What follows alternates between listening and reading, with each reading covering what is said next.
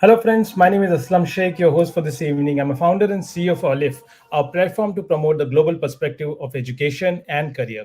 This is our 76th career talk show and broadcasted live on Facebook, YouTube, and LinkedIn. Every Friday, we aim to bring in the valuable topic that is important for you and for your career. For the benefit of the people who are joining us first time, let me quickly introduce you what is Aleph is all about. Aleph is an award-winning education company. We have counseled over 23,000 students so far. We've been named also among the top 10 study abroad consultants to look for by Knowledge Review. Till now, we have recruited more than 23,000, more than 10,000 students across different countries and different courses. We represent more than 200 plus universities and 14 countries. We specialize into student scholarship. That's what I'm going to talk to you about in one of the topics. And also, up till now, we have distributed or help our students to get a scholarship of worth 23 crore Indian rupees equivalent in various countries. So, with this a short introduction, let's begin our today's topic. And today's topic is very important. Today's topic is taking the different approach and talking about bachelor's degree to be done in India or in abroad. And I have noted down the 10 important points which I believe is very important for you as a student or parents to look up before you decide should you go for higher education right after your 12th. And if in case meantime, if you have got any question or any comments, please do write onto the comment box in any of the platform to which you are accessing, and we'll be more than happy to take those questions instantly. So let me begin the program straight away, and let me share the screen so that you can also have a look at what I've got to present to you.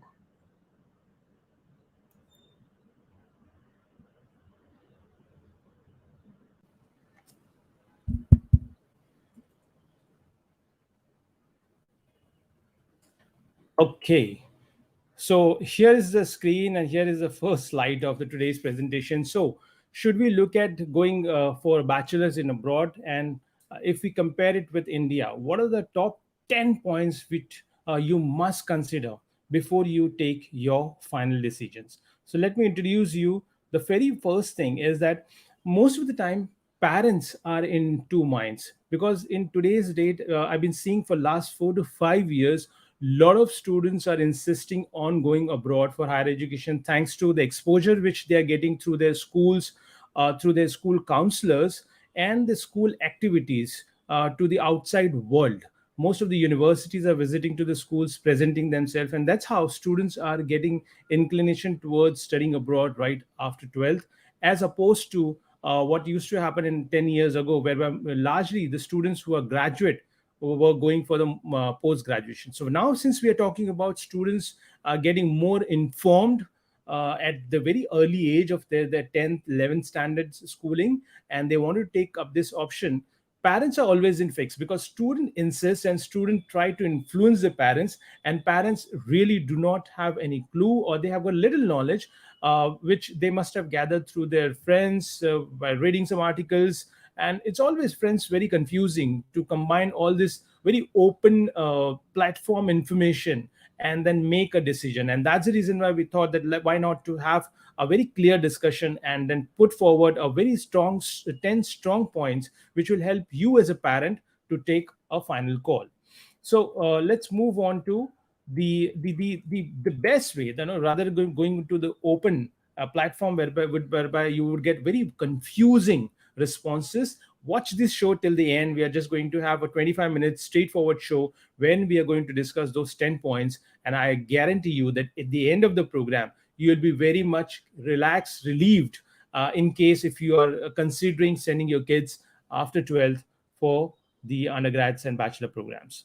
Let's move on to the first and very first point. The first point is the unconventional programs. What do I mean by saying this is that, friends, we have got a lot of conventional courses here in India, and still we are in the fix of choosing the programs between arts, commerce, and science largely. And at the moment, sometimes students may also talk about BMS, BMM. These are the new programs which we consider. are something fresh to offer in the market. But let me introduce you the plethora of the very new age programs which you might be missing on to if you're not looking for considering going abroad for higher education. So let's look at some of the programs under different heads. Again, we can't cover all the new age programs or all the transformational programs which are there in the market, but let's look at some of the programs, like for example in engineering. So you have got the programs like algorithm bias management, smart home design, space transportation, drone management, medical technology, renewable energy. Of course, these are the very new fresh programs which are being offered by the foreign universities. And not to forget that, of course, we have got the conventional programs like aviation, aeronautical, mechanical, production, electrical and electronics, and civil engineering, etc. Even, I mean, I don't have a space to showcase so many courses. Even if you take civil engineering, we have got sustainable management, sustainable engineering, landscape designing. These are the programs which further extend the options of choosing within civil engineering what can be done, considering how the future is unfolding itself in terms of our career. Similarly, when you talk about science, we have got gene programming, biohacking, marine science, and oceanology, because we are looking at how to save the species of marine science, because in the ocean, because of the transportation, and because of a lot of other human interference, the marine life is in danger. So there are so many things to be done, and not only for the marine life in terms of animals, but also for the plants. Then we talk about the public health management, entomology, and immune system, given in this very important uh, phase of our life where we are going through the COVID situation, and everybody's talking about being improving their immunity so that you can fight with these kind of challenges, diseases. This program becomes very important. Flavor chemistry, wildlife and marine life conversation. These are some of the future looking program friends which you can have a look at it. Similarly, new age programs could be also counted under the computer management studies. So, computer science, computer engineering is a very traditional way of looking at computer courses. That's a conventional way. When you talk about unconventional courses, so here, what you can look at the new career courses, like for example, cybersecurity, ethical hacking, cyber law, automation analyst, quantum data analyst, data science. We know that data is going to be the future. I know everything is coming on digital, and then data mining, data understanding, data analytics becomes very important. In fact, last Friday we did one event where we had one of our students joining us from Ireland, who is now a successful startup already, after completing his studies. So we were talking about more of a data science point of view, so you can watch that program as well. And we talk about management. So of course, apart from having a financial marketing management and these other traditional courses, we have got nowadays a new age programs like lean management, design thinking, sports management. And it's a very very interesting field, friends. We have got a lot of sports management programs, looker, and students who are looking for this kind of options, because if once you learn this, we have seen that, we have evolved as a country from being just a cricket driven, or cricket sports as a sport driven country, to badminton and to wrestling to football and a lot of other programs. And we see that the recent performance of India in the recent Olympics, it opened up the door for the other sports as well. So when the sports choices increases, the sports activities competition increases, sports events increases, and that's where sports management come into picture. Waste management, again related to the environment, protection, environmental and sustainability. When we talk about this, is a very important program. E-retail management. So we saw the retail for last 20 30 years, and now we have seen for last 10 years the and then electronic space in the retail industry.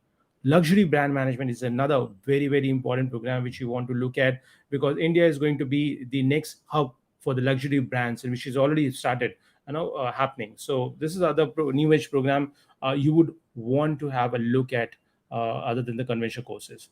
The next point is the why should you go after 12 for study abroad is the best universities. Now when I say best could be in various formats or in various terms. So when I say best, so like for example, it could be best in terms of ranking of the university, or it could be best onto in terms of for example, you wanted to have sports management, for example. So you want to go to the university or college which is famous for sports management. So there are certain universities which may not be very high in ranking, but they are one of the best in sports. So let me give you some examples, in front of you. Again, it's not possible to cover all the 200 plus universities which represent, but yes, some of the important universities which I would like to showcase you, so that you understand that what do we mean by having best university options after 12th. So for example, UTM Space, again, this university is based out of Malaysia. But the point is, for various engineering, civil engineering, mechanical engineering, and aeronautical engineering programs, they rank among top 10, top 20, top 50 in the world. So do you would want to study these kind of universities? Like for example, in top 500, we may have only two universities of India, that too also IIT. And you know that how challenging it is to get into IIT. It's less than 2% or in sometimes 3% results.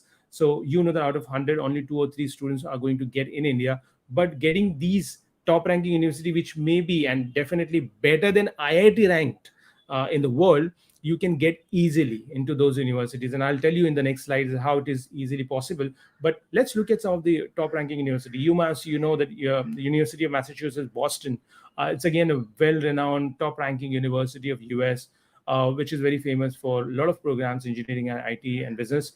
Glion is very famous in the world for hospitality. They rank for the hospitality, they rank second in the world. They offer the entrepreneurship, luxury brand courses. So if anyone who is looking for these kind of courses, no, why don't would you would try to go into the university which ranks second in the world for that particular subject, right? So yes, it is very much possible for you to make an entry into these kind of top ranking universities. And as I said, not top means or best university means ranking point of view. Also, like university like UCC, they are world renowned for their psychology program, their food science program, their science and related courses. You have got fabulous options available under this university. They have got their own system wherein they have got own infrastructure to make your wines and dairy products trial. So this university is one of the best when it comes down to considering the food science, science, and psychology courses based out of Ireland. Trinity College Dublin, again, doesn't need any introduction. One of the best universities in the world. They rank among top 100, mostly for humanities and arts. One of the best choices you could have in Dublin, of the capital of Ireland, to choose from. University of Canterbury is a New Zealand-based university, rank among top 250 in the world. But they again very famous for business and especially the economics programs. And one of the top best universities of the US. They come here on campus to have a student exchange courses with this university, which is based out of New Zealand. I was talking to you about sports management. Now let's look at Springfield College. The Springfield College, which you can see on the bottom left side, this university or this college is the inventor. Yeah, you're hearing me right. This college is an inventor of basketball and volleyball game, right? So it makes a lot of sense. Those who are sports enthusiasts who wants to go to sports management, sports science, sports health science, or sports related programs, why don't you choose this particular college, based out of in US? Harriet and Watt, and again a very big name in the north of England. It's a very big university in UK, again famous for a lot of courses. As University of Melbourne, where one of our students is already there. She joined us in a few months back on the live session. So again, University of Melbourne is among the top ranking university of Australia and in the world, and it is very easy for you to make an entry into this university as compared to IIT or IIM if you are eyeing here in India. So what I mean to say is that there are top universities who are inventors in certain fields, who are one of the best, having one of the best facilities on campus, and making an entry into those universities much easier as compared to other countries. Now, how does it happen? Is because of the third point, less competition. Here in India, we have got more applications than the seats available, and that's the reason why it becomes very difficult to get the admissions into our choice of universities. So, for example, I mean, nothing bad about it, but good college like in Mumbai is an NM college, but they don't even rank among top 1,000 in the world, wherein you would get an opportunity to get even top 200, top 300, or one of the best universities having facilities with much lesser competition. So what do we mean by less competition? Just to put that into a figures context. So decent universities in abroad would ask you to show to have a academic percentage 55 percentage and onwards. So maybe 55, 60, 65 is the percentage what most of the decent universities, the entry level universities, or maybe universities, in terms of giving a reference, like the basketball inventors, or ranking among top 200 to 500, they would ask you anywhere between 55 to 65. And if you're looking for a top ranking universities, or university which has got little more demand in the market, and their acceptance rate is little lesser as compared to decent university, they would still be not that hard to get in. So you can see the percentage requirement is just 78 percentage in most of the university cases and above. So 78 to 88 is basically the range of percentage which you are expected to have in your 12th, which would allow you to get into the best of best universities possible within the given choice which we have. So you saw that it's not that competitive in terms of exam results. And second thing is that there are no exams. Like we have got here aptitude test or entrance test. For like for engineering, you have got JE, advanced, basic, and then NEET for medical. And for law, you have got a different entrance exam. For hospitality, you have got the entrance exam. Because why we have, because we have got lot many applications compared to the number of seats available. But in abroad, since the seats are more, your opportunities are bigger and greater, there are practically no exams except for very top notch universities, or very competitive universities, whereby you are asked to give or take the SAT exam as an undergrad students. However, in most of the cases, no exams are required, no competitive exam is required. They only ask for the English test, which is quite common to be asked by almost all the universities across the world. And it doesn't take much of your efforts, because it's just a English test. 30 hours of coaching, from our side would be good enough for you to score more than required marks to showcase your English language proficiency as a foreign language, right? So with this parameters, you can be easily set to get into the universities which we just saw, or beyond those listed ones. Next point, of course, is the affordability and scholarship. A lot of parents thinks that, okay, this all looks good up till now, whatever we have seen, but how about affordability? I mean, we can't afford the expenses which we must have heard, or we have read somewhere, right? So these all commonplace common market informations are usually very deceiving. They are not accurate, they are exaggerated. And let's talk about the very practical figures which, as a parent, you need to invest into for your students. And now, after having so many options, this is the reason why a lot of universities and a lot of students are going for undergrad courses. So what is the meaning of affordability? These are the figures in context. So when you talk about the fees, study abroad would start from a starting fees anywhere between 3 lakhs to 8 lakhs. So this much it could be affordable and inexpensive. So the universities like Malaysia, in UTM space, in Turkey, uh, in Hungary, these are the universities and colleges where the fees would be as low as 3 to 4 lakhs or 5 lakhs at the most. And if you go to Germany, the fees would be 8 lakhs. When you talk about the average fees, this is where most of the universities would be placed. Most of the university which we represent, across these 14 countries, are in bracket of this figure, so between 10 lakhs to 15 lakhs. So that's what is in an investment which you are expecting to invest into a tuition fee, college fee. So if you count the 3 years of degree, it would be 30 lakhs to 45 lakhs. That's a tuition fee bracket which you are looking forward to invest into the average fee universities. But apart from these fees, of course, you have to pay for your living expenses and traveling and other expenses. But the good thing is that the government allows you to work part-time, so students can take up a part-time job, can cover their living expenses very easily while studying. Hence, that would not be a very big burden on you as a parent. But tuition fee, this is what something which you want to have a look at. Based on your affordability factor, you can decide where you want to get into the countries whereby the fees are starting from 3 to 8 lakhs, or the countries or universities where the fees is between 10 to 15 lakhs. Apart from that, you can also save money through the scholarship. And this is something which is very unique about studying abroad. Many parents do not know, again, as I said, that you go onto the open platform and you read the general information that the abroad education means 30 to 50 lakhs a year fees, and 3 to 4 years education means 1.5 to 2 crores. It is right, it's not wrong, but not necessary for all the cases, or I would say not necessary for most of the universities, right? So good news is that you can get this scholarship, which could be as low as $1,000, say around 75, 80,000 rupees, to as high as 100% tuition fee waiver. Means you don't have to pay the tuition fee only. Like for example, we have got the universities which offers you 5%, 10%, 30% scholarship.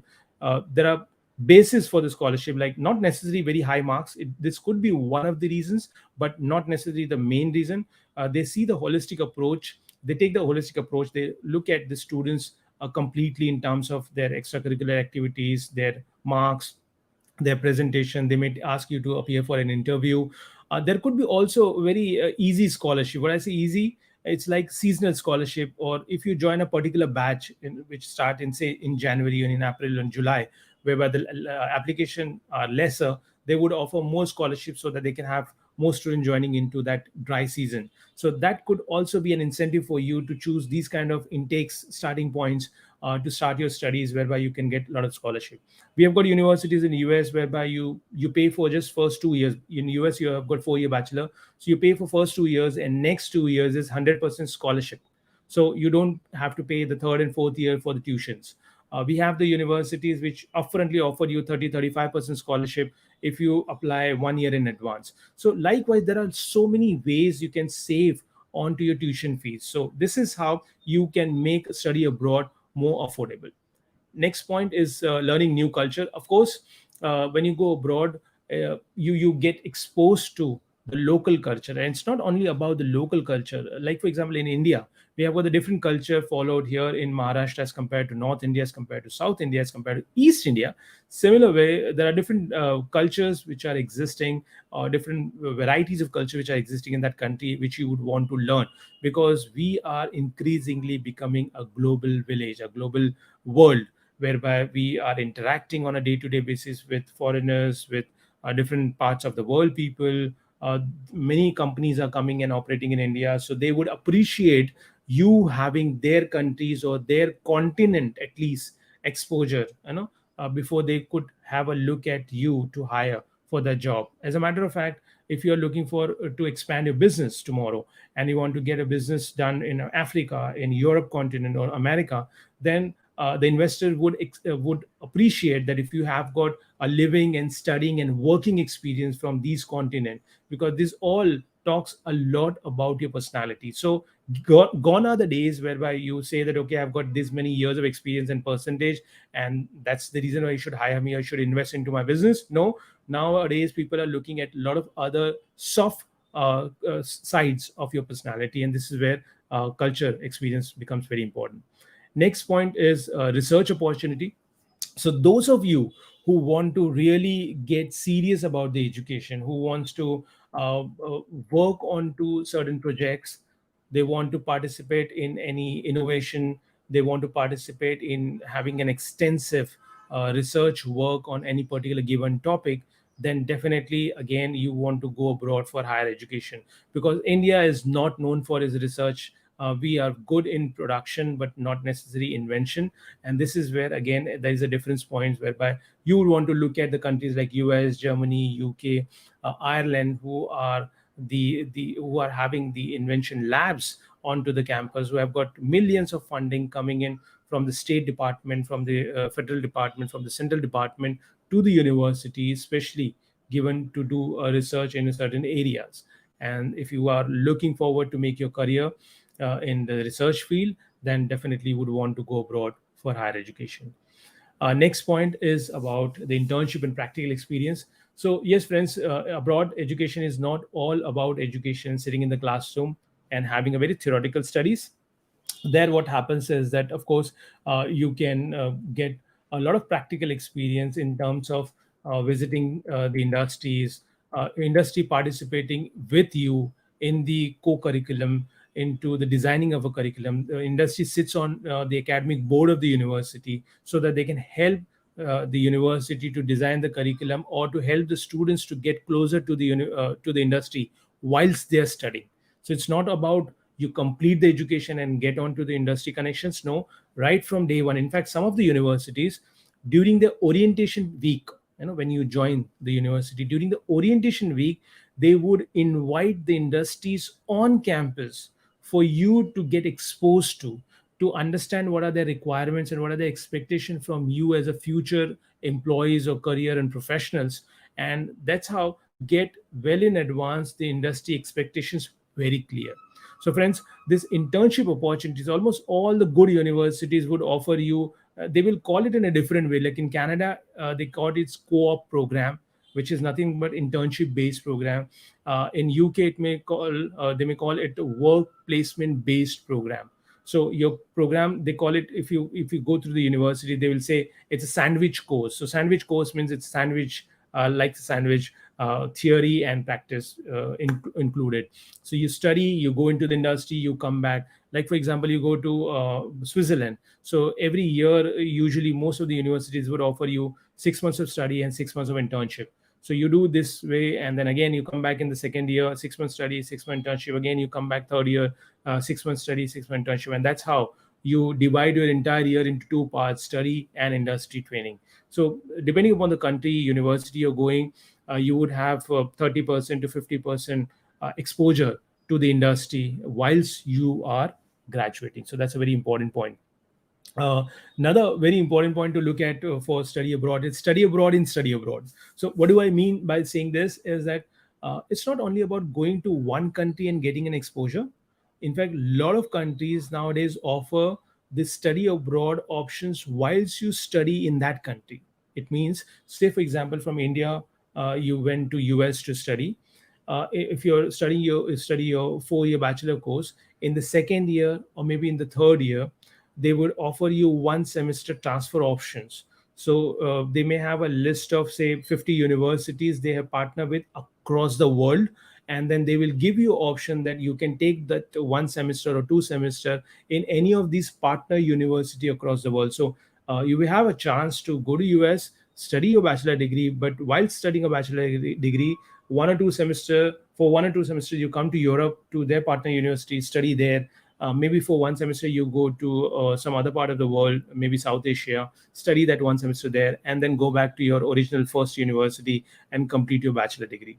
So that's how most of the universities, not only but US, UK, Ireland, even France, there are a lot of universities who are offering this study abroad in study abroad university option, wherein you can combine multi-country, multi-continent, multi-university experience uh, packed within your bachelor degree. So that becomes a very interesting options to have a look at. The nine point, the last point, second last point, sorry, is about why you want to go abroad is because you want to be emotionally and financially independent. What do I mean by that? Say, here in India, we have got a lot of spoon feeding happening in our culture. So maybe that most of the time you don't even know that how do you pay your house electricity bill, or how much is your society bill. So it's usually taken care by your elders in the house, and then you really don't care much about it. But in abroad, you would be financially independent in the sense that you got to account all these expenses on your own. So at a very young age, you give yourself a chance to be independent, and that's what is the culture in abroad. Also taking the decision, because a lot of things you have to take the electives, you will be having an offer of internship or part-time jobs, you have to take a call which one I would want to take up.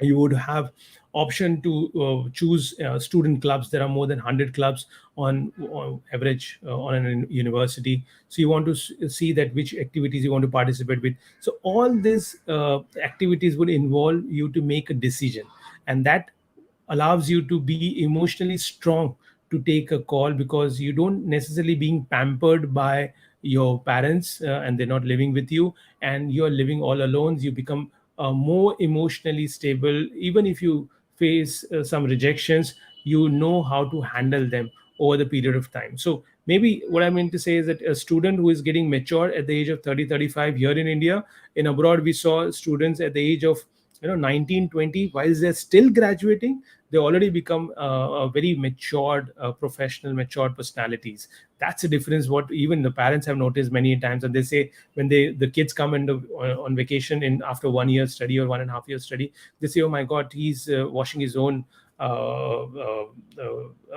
clothes, and then he's not allowing to touch, and then he's so independent, he booked his own ticket. First time we remember how we helped him for doing everything, but now he takes care of himself very well. So if you really want to be independent in your life in a true sense, you really want to study abroad.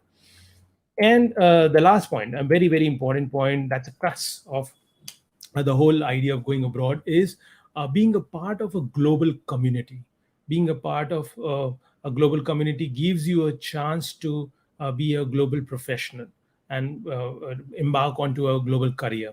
So definitely, who doesn't want a good ROI onto investment, right? So when you invest into foreign education, you take up that pain of living, away from your parents, spending time all alone, or maybe making a new friends and adjusting with them, because they all come from a different culture and different likes and different habits, which is very different than what you follow here in India. So it would be an ideal situation once you pass through that experience.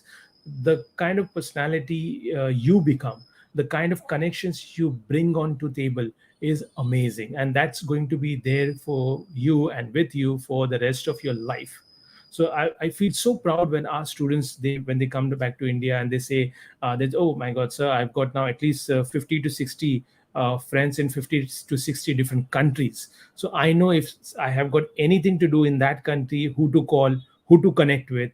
And we have already developed a good bonding. It's not just making a call, it's also getting a favor, because you never know in tomorrow's date, if you want to get into a business, you want to get into certain kind of projects, you want to, if you join an organization wants you to handle a project in a certain country, and they would all look into your this community connections. So if they know that you studied in this country and you already have a friends network or your colleagues network from these countries, it would be worthwhile for us to try you into that project and to give you that opportunity to go and travel in that country, because you at least know somebody, or at least you know how the people behave in that country, as compared to sending somebody who has never been exposed to that culture.